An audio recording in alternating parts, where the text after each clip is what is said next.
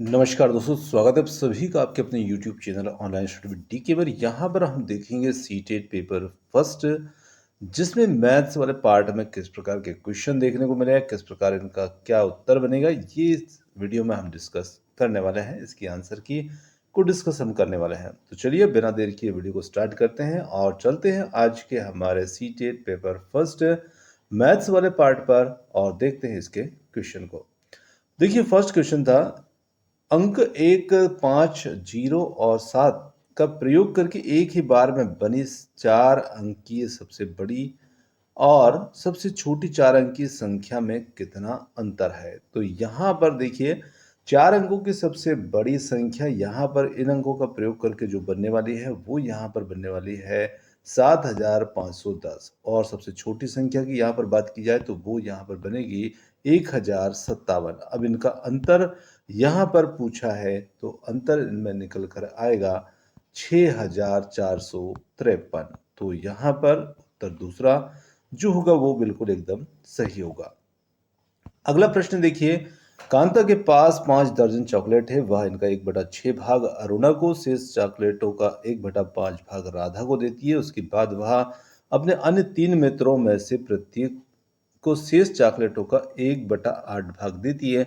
अब उसके पास जो चॉकलेट बचते हैं वो कितने यहाँ पर रहेंगे। तो यहाँ पर हम कह सकते हैं कि इस प्रश्न के लिए जो सही उत्तर हमारा निकल करके आएगा वो यहाँ पर आएगा दूसरा विकल्प, जिसमें 25 इसमें सही उत्तर रहेगा। अगला प्रश्न यहाँ पर था, 96, 120 और 160 का एलसीएम, इसमें हमें भाग लगाना था 72 और 168 के एचसीएफ बराबर है। तो यहाँ पर प्रश्न का जो सही उत्तर रहने वाला है वो इसमें रहेगा ऑप्शन नंबर सेकेंड 20, दूसरा विकल्प यहाँ पर इस प्रश्न का उत्तर होगा।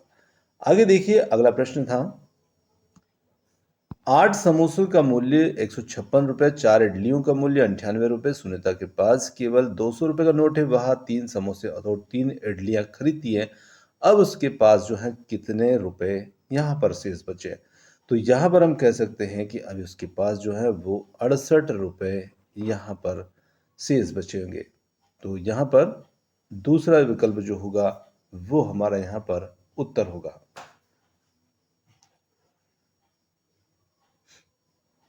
चलिए अगला प्रश्न लेते हैं, एक ही साइज की 29 बोतलों में 24 लीटर 650 ml दूध भरा जा सकता है। ऐसी ही 15 बोतलों में दूध की मात्रा कितनी होगी। तो देखिए, यहाँ पर जो है ऐसी ही 15 बोतलों में दूध की मात्रा यहाँ पर हम निकालेंगे। तो इसके लिए हमारा जो सही उत्तर निकल के आएगा वो आएगा 12 लीटर 750 ml, है ना। क्योंकि 29 बॉटल में दूध जो होता है वो कितना होता है, तो 29 बॉटल का हम यहाँ पर गुणा कर सकते हैं जितना दूध इसमें आता है, और वैसे हम कैलकुलेशन यहाँ पर कर लेंगे। अगला प्रश्न था 36वां नंबर का, एक घनाकार बक्से की आंतरिक लंबाई, चौड़ाई और ऊंचाई क्रमशः 12, 10 और 8 सेंटीमीटर है। एक घनाकार बक्से की आंतरिक भुजा 9 सेंटीमीटर, अविन 1 सेंटीमीटर भुजा वाले 1800 घनाकार पासों को इन दोनों बक्सों में पैक करने की कोशिश करता है। बचे हुए पासे जो इन बक्सों में पैक नहीं हो पाते हैं उनकी संख्या यहाँ पर क्या होगी। तो उनकी संख्या यहाँ पर रहने वाली है 111, यहाँ पर उत्तर होगा। आगे देखिए, अगला प्रश्न आता है, किसी थैले का भार जिसमें आलू, प्याज और नींबू भरे हुए हैं 46 किलोग्राम 160 ग्राम, आलू का भार 17 किलोग्राम 115 ग्राम तथा प्याज का भार 15 किलोग्राम 325 ग्राम है। खाली थैले का भार 120 ग्राम है। यदि 30 नींबू का भार 1 किलोग्राम है तो थैले में नींबू की संख्या क्या होगी। तो यहाँ पर हम कह सकते हैं कि थैले में नींबू की संख्या रहेगी 408। आगे लेते हैं अगला प्रश्न। अगला प्रश्न था, निम्न में से किसकी या किनकी केवल 2 सममित रेखाएं यहाँ पर हैं। तो इसमें हम कह सकते हैं समबाहु त्रिभुज, आयत, समचतुर्भुज या समद्विबाहु त्रिभुज। तो यहाँ पर हम कहेंगे कि इस प्रश्न के लिए जो उत्तर होगा वो होगा बी और सी। तो बी में यहाँ पर आयत और समचतुर्भुज, जी हाँ, आयत और समचतुर्भुज में केवल 2 सममित रेखाएं होती है। समबाहु त्रिभुज में 3 और समद्विबाहु में 1 होती हैं। चलिए आगे लेते हैं अगला प्रश्न। निम्न में से किस अक्षर में घूर्णन सममिति है परंतु रेखा सममिति यहाँ पर नहीं है? तो वो अक्षर यहाँ पर कौन सा होगा जिसमें घूर्णन सममिति है लेकिन कोई रेखा सममिति नहीं है? तो वो अक्षर होगा यहाँ पर Z। जी हाँ, Z इसमें उत्तर होगा। एक पंचभुज के आधार वाले पिरामिड में निम्न होते हैं, तो इसमें क्या रहेंगे?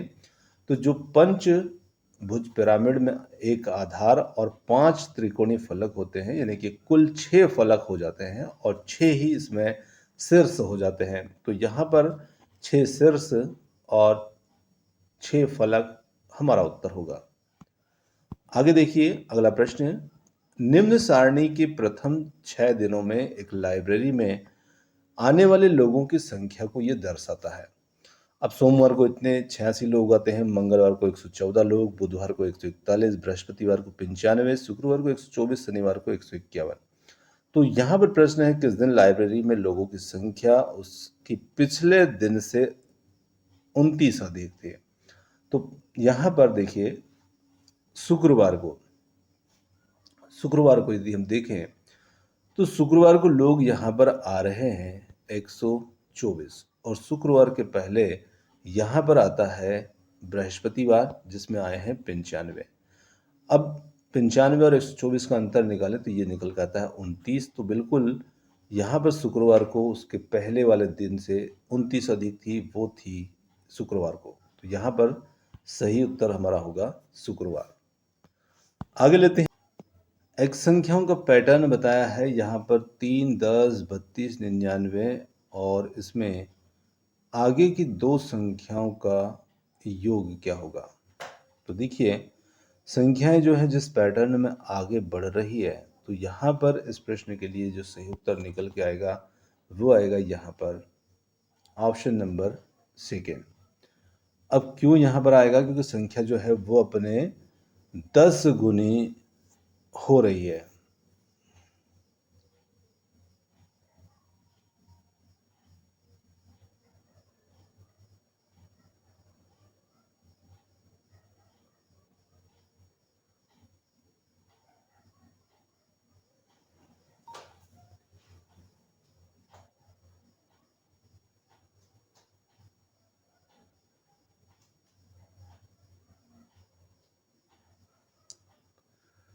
चलिए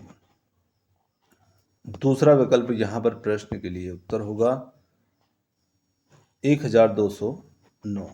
आगे लेते हैं अगला प्रश्न। अगला प्रश्न जो था 12 से 49 के बीच में सभी अभाज्य संख्याओं का योग क्या होगा? तो यहाँ पर योग बनेगा इनका 300, ऑप्शन फर्स्ट।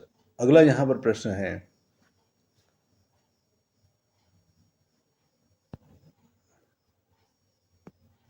101 गुणित 210 माइनस 120 गुणित 102 बराबर 99 गुणित 104 और माइनस यहाँ पर खाली स्थान दिया है, तो इस स्थान पर बॉक्स में कौन सी संख्या यहाँ पर आएगी?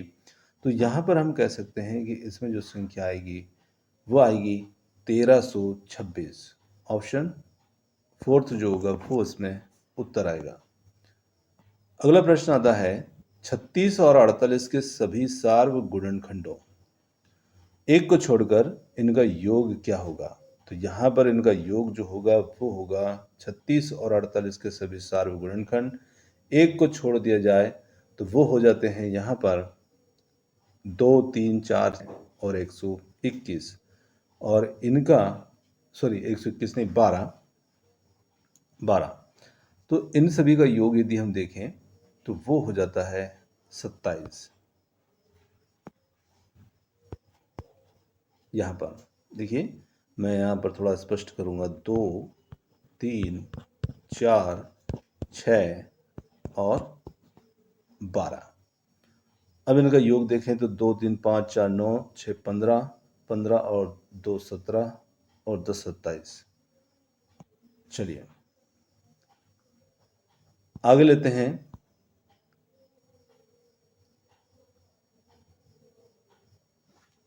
निम्नलिखित में से कौन सा प्राथमिक विद्यालय में गणित की कक्षा में सबसे कम वांछनीय वांछनीय होगा?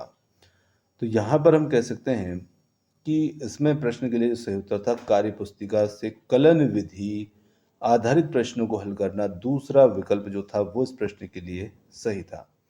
आगे बात की जाए यहाँ पर, निम्नलिखित में से कौन सा यहाँ पर गणित में आकलन के सामाजिक दृष्टिकोण के संदर्भ में उपयुक्त है? तो यहाँ पर हम कह सकते हैं कि इसके लिए हमारा जो उत्तर था वो ए और सी, जिसमें स्कूल से बच्चों को स्कूल के बाहर के अनुभव को आकलन में लाना और विभिन्न संस्कृतियों से लोक संस्कृतियों का उपयोग करना। आगे अगला प्रश्न आता है, निम्नलिखित में से कौन सा गणित में संदर्भात्मक समस्याओं के विषय में सबसे कम यहाँ पर उपयुक्त होगा? तो यहाँ पर हम कह सकते हैं कि इसमें इनको हल करते समय बच्चे सही उत्तर प्राप्त करने पर ध्यान केंद्रित करने लगते हैं, दूसरा यहाँ पर सबसे कम उपयुक्त इसमें रहेगा। अगला प्रश्न था, नीचे दिए गए अभिकथन और कारण के रूप में इनको चिन्हित कीजिए। तो यहाँ पर प्रश्न के लिए देखें, ये इस प्रश्न के लिए जो सही उत्तर था हमारा वो था विकल्प नंबर 3, जिसमें ए तो सत्य है और ए का सही कारण बी भी है। तो यहाँ पर तीसरा विकल्प इसमें सही उत्तर होगा। अगला प्रश्न है, एनसीईआरटी की सिफारिशों के अनुसार कक्षा 3 के विद्यार्थी के लिए निम्नलिखित में से कौन सा अधिगम प्रतिफल जो है अपेक्षित नहीं है? अब यहाँ पर हम बात कर रहे हैं कक्षा 3 के विद्यार्थी के लिए, और 3 के विद्यार्थी के लिए जो भिन्नों को हल करें, ये यहाँ पर कक्षा 3 के पर अधिगम परिणामों में शामिल नहीं होगा। अगला प्रश्न आता है, निम्नलिखित में से कौन सा गणितीय कथन सही है? तो यहाँ पर जो गणितीय कथन सही होगा वो यहाँ पर रहेगा, पूर्ण संख्याओं के लिए एक शून्य योग जो तत्समक कहलाता है। गणित में प्राथमिक स्तर की पाठ्यचर्या रिक्त स्थान पर केंद्रित होती है। तो यहाँ पर हम कहें जिज्ञासा को पोषित करने वाली, तो यहाँ पर जिज्ञासा पोषित करने संबंधी ऑप्शन फर्स्ट जो होगा वो हमारा उत्तर होगा। एक बच्चा 503 को 5003 के रूप में लिखता है, यह दर्शाता है कि बच्चा स्थानीय मान की अवधारणाओं को यहाँ पर नहीं जानता है, और इसके लिए दूसरा जो विकल्प होगा वो इसमें उत्तर होगा। चलिए अगला प्रश्न लेते हैं, वैन हीले के ज्यामितीय चिंतन के विकास स्तरों के अनुसार निम्नलिखित में से कौन सा स्तर संबंधों को निरूपित यहाँ पर करता है? तो यहाँ पर हम देखें, इसमें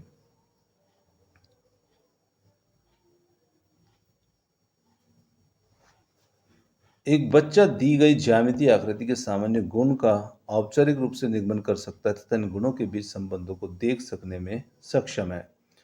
दूसरा विकल्प यहाँ पर उत्तर होगा।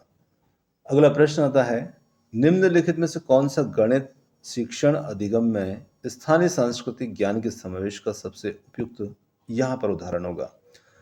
तो यहाँ पर प्रश्न के लिए जो हमारा सही उत्तर होगा वो इसमें रहेगा, विभिन्न व्यवसायों और समुदायों के लोगों के द्वारा की जाने वाली गणना की विभिन्न प्रणालियों को सम्मिलित करना। आगे लेते हैं, राष्ट्रीय शिक्षा नीति 2020 के मार्गदर्शक सिद्धांतों में से एक है, सभी विद्यार्थियों द्वारा रिक्त स्थान तक मूलभूत साक्षरता या संख्या ज्ञान प्राप्त करना सर्वोच्च प्राथमिकता यहाँ पर रहेगी। तो इसमें बात की जाए कक्षा 3 तक सभी बच्चों के द्वारा मूलभूत साक्षरता और संख्या ज्ञान प्राप्त करना सर्वोच्च प्राथमिकता रहेगी। आगे लेते हैं, प्राथमिक कक्षा की गणित की एक अध्यापिका अपनी कक्षा में अलग अलग आकार के जार लेकर आती है, जिनमें से एक में पानी भरा है। वह लंबे पतले जार से पूरा पानी छोटे छोटे जार में डाल देती है। उसके बाद वह बच्चों से प्रश्न पूछती है, किस जार में ज़्यादा पानी आ सकता है? यह गतिविधि रिक्त स्थान को पढ़ाने के लिए सबसे ज़्यादा उपयुक्त है। तो ये आयतन और उसका संरक्षण के लिए पढ़ाने के लिए सबसे उपयुक्त यहाँ पर रहेगी। अगला प्रश्न है, एक शिक्षक ने श्यामपट्ट पर संख्या 308 लिखकर बच्चों को जोर से पढ़ने के लिए कहा। एक बच्चे ने कहा यह 38 है। निम्नलिखित में से कौन सी बच्चे के द्वारा की गई त्रुटि को सुधारने के लिए सबसे उपयुक्त कार्यनीति है? तो यहाँ पर जो कार्यनीति होगी, बच्चे को एक संख्या में अंकों के स्थान को समझाने के लिए कुछ व्यावहारिक उदाहरण यहाँ पर प्रदान करें। पहला विकल्प जो होगा वो प्रश्न का उत्तर होगा। आगे है कक्षा 2 में 2 का एक गणित शिक्षक विद्यार्थियों को योग पर निम्नलिखित इबारती सवाल हल करने के लिए देता है। एक बैग में 4 आम हैं, उसमें 6 आम और डाल दिए जाते हैं, उस बैग में कुल कितने आम हैं? इस प्रकार का इबारती सवाल निम्नलिखित में से योग की किस संरचना से संबंध यहाँ पर रखता है? तो ये योग की समुच्चयन, यहाँ पर जब दो समूहों को मिलाकर संख्या पूछी जाती है तो उसे हम समुच्चयन यहाँ पर कहते हैं। तो ऑप्शन थर्ड यहाँ पर उत्तर होगा। अगला प्रश्न आता है, निम्नलिखित में से कौन सी संख्या पूर्व अवधारणा बुनियादी स्तर पर गणितीय अवधारणा को समझ के निर्माण के लिए प्रासंगिक है? संख्या, मान और संख्यान, ज्यामितीय आकृतियां, क्रमबद्धता, वर्गीकरण और मूलभूत संक्रियाएं। तो यहाँ पर प्रश्न का सही उत्तर जो था वो था वर्गीकरण और क्रमबद्धता। ऑप्शन नंबर थर्ड जो होगा वो हमारे प्रश्न का उत्तर होगा। तो दोस्तों, ये थे आज के हमारे गणित संबंधित जो प्रश्न थे, जिस प्रकार के प्रश्न सीटेट में पूछे गए थे। तो चलिए वीडियो को यहीं समाप्त करते हैं, और वीडियो आपको कैसा लगा कमेंट्स करके ज़रूर बताइएगा। वीडियो पसंद आया तो वीडियो को लाइक, शेयर, चैनल को सब्सक्राइब करना ना भूलिएगा। आपने समय दिया उसके लिए बहुत बहुत धन्यवाद। Thanks for watching. मिलते हैं जल्द ही एक और नए वीडियो के साथ। धन्यवाद।